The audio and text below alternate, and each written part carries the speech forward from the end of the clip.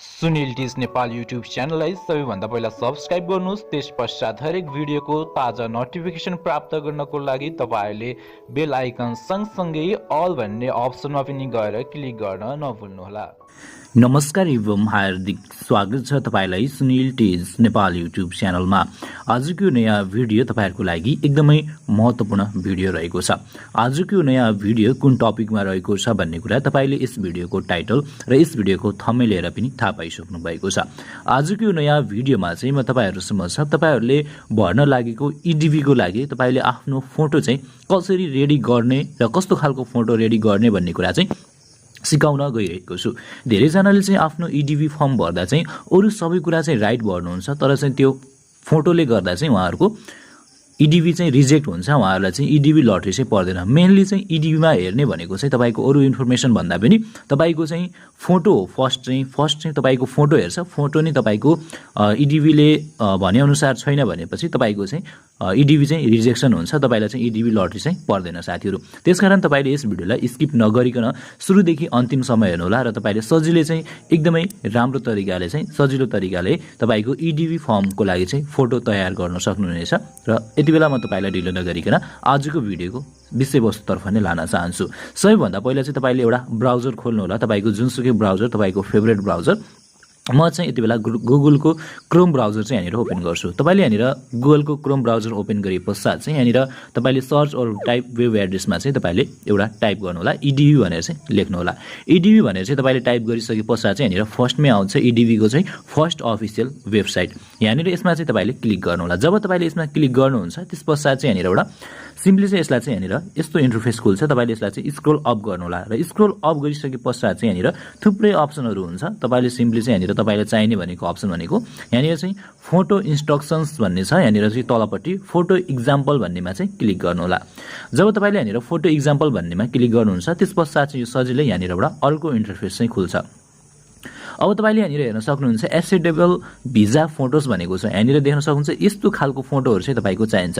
जस्तै कि तपाईको फोटोको ब्याकग्राउन्ड चाहिँ प्लेन हुनुपर्छ हैन। तपाईले चाहिँ कुनै पनि अरु छाया परेको रंगीन दायाँ बायाँ भएको चाहिँ हुनु हुँदैन।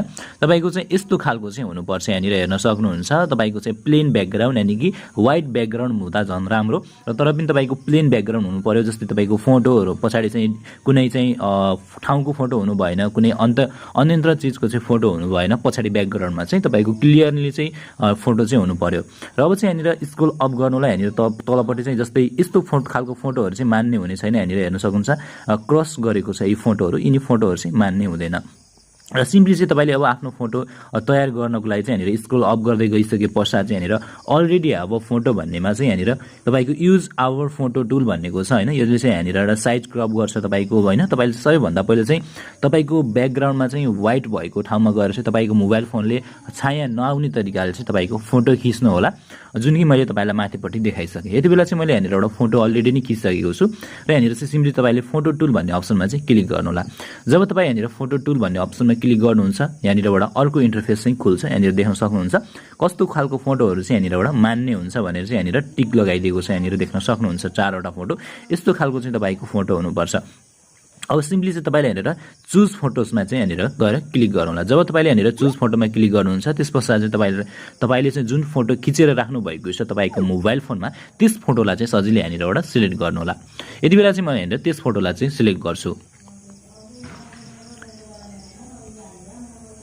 यहाँनिर हेर्न सक्नुहुन्छ यति बेला चाहिँ मैले यहाँनिरबाट यो फोटो चाहिँ सिलेक्ट गरिसकेको छु। तपाईले चाहिँ यहाँनिरबाट यसै गरी चाहिँ तपाईले फोटो सिलेक्ट गरिसके पश्चात चाहिँ यसले आफै डिटेक्ट गर्छ तपाईको फोटोलाई र यहाँनिरबाट क्रप गर्छ। र अब चाहिँ तपाईले यहाँनिरबाट एक्सेप्ट एन्ड प्रोसिड भन्ने बटनमा चाहिँ क्लिक गर्नु होला। जब तपाईले यहाँनिर एक्सेप्ट एन्ड प्रोसिड भन्ने बटनमा क्लिक गर्नुहुन्छ यहाँनिर हेर्न सक्नुहुन्छ यो चाहिँ रहेको छ मेरो फोटो र यसलाई चाहिँ सिम्पली तपाईले यहाँनिर डाउनलोड इमेज योर डिभाइस भन्नेमा चाहिँ यहाँनिर क्लिक गरिसके पश्चात यहाँनिरबाट डाउनलोड भन्ने अप्सन आउँछ। यसमा डाउनलोड गर्नु होला र अब चाहिँ तपाईको यहाँनिरबाट फोटो चाहिँ रेडी भइसकेको छ। तपाईको यो फोटोलाई चाहिँ सजिलै तपाईले ईडीबी को लागि चाहिँ तपाईले फर्म भर्दै गर्दा चाहिँ यस्तो खालको फोटो चाहिँ तपाईले राख्नु पर्ने हुन्छ। यहाँनिर हेर्न सक्नुहुन्छ यसले साइज सबै कुराहरु चाहिँ यहाँनिर मिलाएर चाहिँ तपाईलाई यहाँनिर डाउनलोडको लागि चाहिँ भनिसकेको छ र तपाईले यो फोटो चाहिँ तपाईको त्यस वेबसाइटमा चाहिँ अपलोड गर्नु होला। जति बेला तपाईँको त्यहाँनिर फोटो भन्ने अप्सन खुल्छ त्यहाँनिर गएर अपलोड गरिसके पश्चात चाहिँ अब तपाईँको फोटोको कारणले चाहिँ तपाईँको इडिबी चाहिँ रिजेक्सन हुँदैन। मेनली चाहिँ रिजेक्सन हुने भनेको चाहिँ रिजेक्ट हुने भनेको चाहिँ फोटोकै रिजनले गर्दा हो। फर्स्टली चाहिँ इडिबी लटरी सिलेक्सन गर्दा चाहिँ तपाईँको फोटो नै मेन फोकस हुन्छ।